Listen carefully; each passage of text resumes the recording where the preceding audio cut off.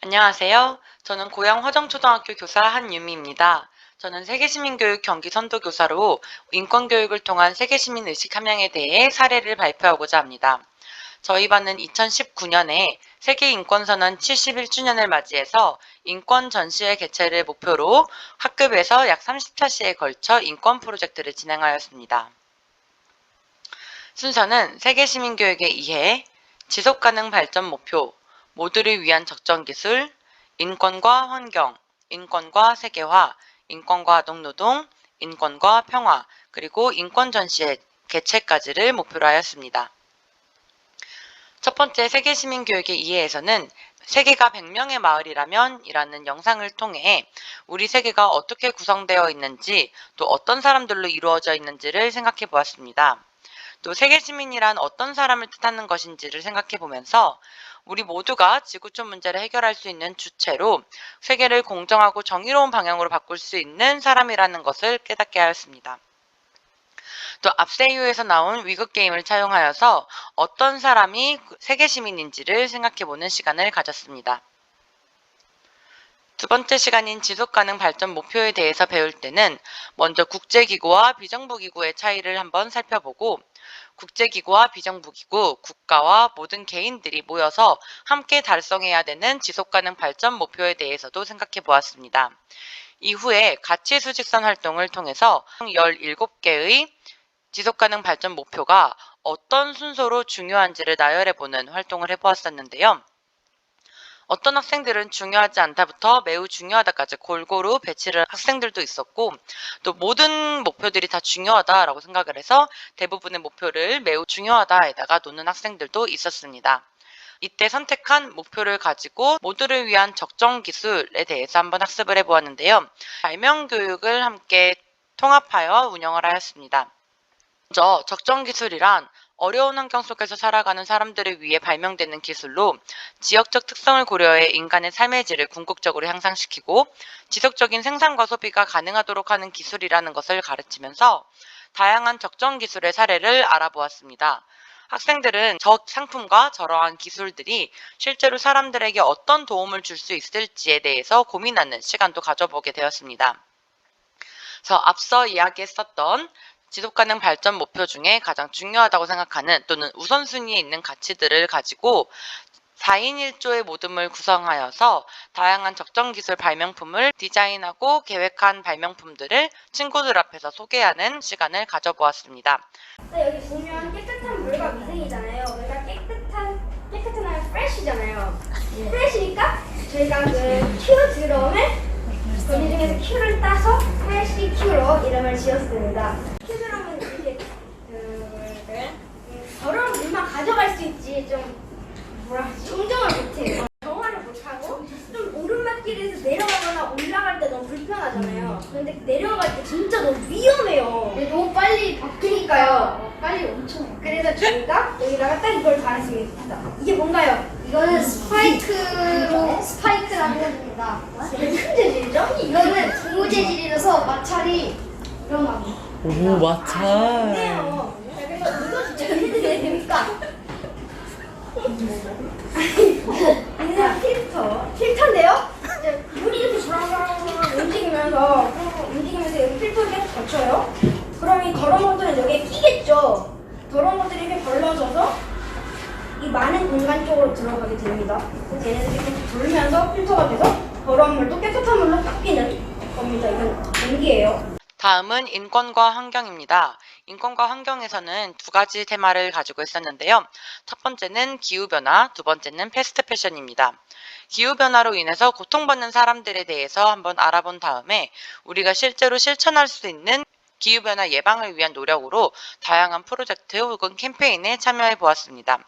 에듀넷에서 진행했던 지구를 부탁해 캠페인에서는 플라스틱을 사용하지 않는 노플라스틱과 그다음에 캔을 찌그러뜨려서 버려야 한다는 캔크러쉬 챌린지를 동시에 진행을 했었는데요. 이때 어느 학생들이 가정에서 함께 참여를 했었고요. 그다음에 시점으로는 훨씬 이전에 한 거지만 3월 달에는 어스아워 캠페인에도 함께 참여하였습니다. 또 패스트 패션의 뜻과 문제점을 살펴본 다음에 이러한 패스트 패션이 그냥 옷을 낭비하는 것뿐만이 아니라 인권과의 관련성에서는 어떤 문제가 발생을 하는지를 생각해보고 에코백을 만들어보는 활동을 통해서 환경을 다시 한번 생각할 수 있는 기회를 가져보았습니다. 인권과 세계화에서는 세계화란 무엇인지를 먼저 학습한 다음에 우리 주변에서 발생하는 다양한 세계화의 사례들을 알아보고 그 이후에 세계화의 빛과 그늘에 대해서 살펴보는 시간을 가졌습니다. 그래서 세계화의 장점과 단점은 무엇인지 모든 별로 그물망을 만들어 친구들 앞에서 발표하는 시간을 가졌습니다. 세계화의 빛과 그림자에 대해서 설명해 드리도록 하겠습니다. 우선 인터넷 다른 사람들과 소통이 가능합니다. 유튜브나 틱톡 그런 걸로 세계에 소통이 가능하고요. 하지만 그림자가 있습니다. 이런 면에는 그 그림자가 뭐냐? 여러 사람들과 소통을 하면서 갈등이 많이 생기면 악플 이런 걸로 사람들이 쉽게 상처를 받고 자살을 인해 죽음으로 가는 사람들이 많은데요. 그래서 저는 이걸 그림자로 뽑았습니다. 두 번째는 스포츠인데요. 스포츠는 여러 나라와 경쟁하면서 뭐 축구, 농구 이런 운동으로 재미도 있고 여러 나라와 교류할 수 있는 상황을 만들기도 하지만 또 어두운 면도 있습니다. 스포츠는 여러 나라가 같이 참여하면 즐길 수 있지만 승부욕 때문에 갈등이 생기거나 그런 이유가 있으므로 그림자로 뽑았습니다. 인권과 아동노동은 제가 조금 더 많은 시간을 할애했던 프로그램이었었는데요.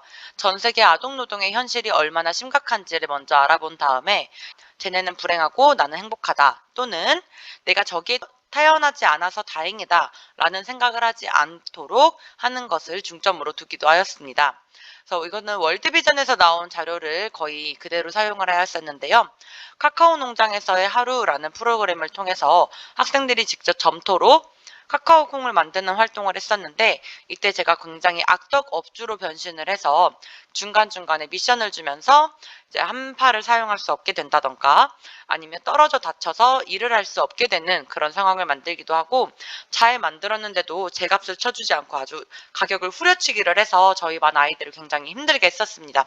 그래서 이때 소감문을 보면 아동노동에 시달리는 아이들의 마음을 이해할 수 있었다던가 아니면 아이들을 생각하지 않는 어른들의 모습에서 굉장히 분개를 하는 그런 아이들도 있었었고요. 또 학교를 가야 되는 것에 대한 중요성 이런 것들을 아이들이 생각하는 기회도 가지게 되었습니다. 이어서 공정무역이란 무엇인지를 한번 살펴보고 공정무역을 통한 착한 초콜릿 같은 것들을 학습해 보면서 우리가 평소에 생활을 할 때 500원을 더 주고 공정무역 초콜릿을 사는 것이 그 사람들에게는 얼마나 많은 도움이 될지를 생각해 볼 수 있었습니다.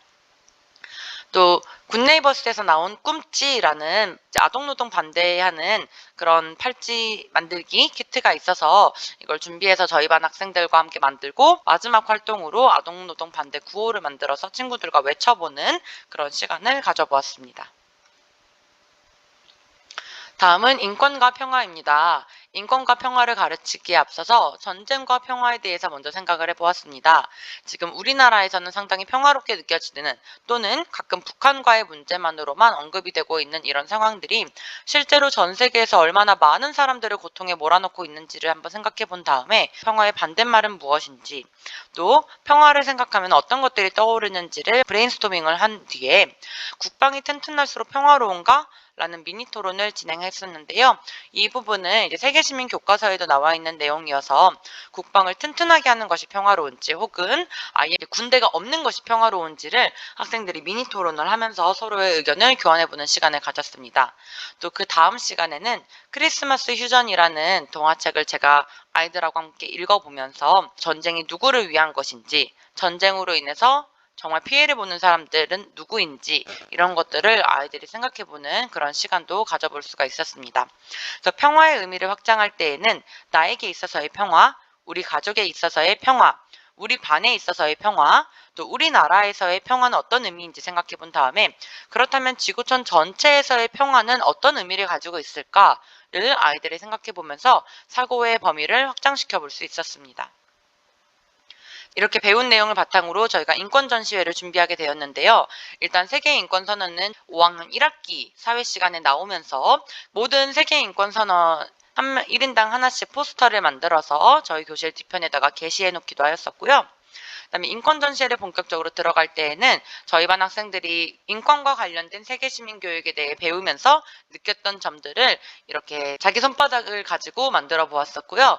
또 그동안 아이들이 배웠던 내용들을 가지고 모둠을 꾸려서 각자 다른 친구들에게 보여줄 수 있는 전시물을 만들어 보는 활동을 한 일주일 정도 진행했던 것 같습니다. 인권 전시회는 학교 1층 현관에다가 전시물을 만들어 놓고 아이들이 왔다 갔다 하면서 쌓여 있는 내용들을 확인을 하고, 또 점심시간과 방과 후 시간에는 다른 반 친구들 또는 다른 학년의 동생들이나 언니 오빠들이 와서 보고 체험해 볼 수 있는 그런 시간들을 만들었고요. 우리 학교 학생들에게 세계 시민교육 또는 인권에 대해서 알릴 수 있는 기회가 되었습니다. 그래서 제가 이 사례를 소개하면서 2년 전에 했던 활동을 다시 살펴보게 되었었는데요. 당시에 학생들이 굉장히 열심히 참여해 준 것도 있었고, 또 학기 초에 3월부터 한 학기 동안은 점점 다져가면서 어떤 활동이나 어떤 교과 활동을 하더라도 전부 다 인권이라던가 세계시민교육과 연관 지을 수 있다는 것에 많은 아이디어를 얻을 수 있었던 것 같습니다. 또 학생들이 교과 시간에 배우게 되는 대부분의 내용들이 사실 하나하나가 지속가능 발전 목표라던가 세계시민 교육에서 지향하는 내용과 크게 다르지 않기 때문에 그래서 이거를 선생님들께서도 학급에서 활용하실 수 있을 거라고 생각이 됩니다. 이상으로 사례 발표 마치겠습니다. 감사합니다.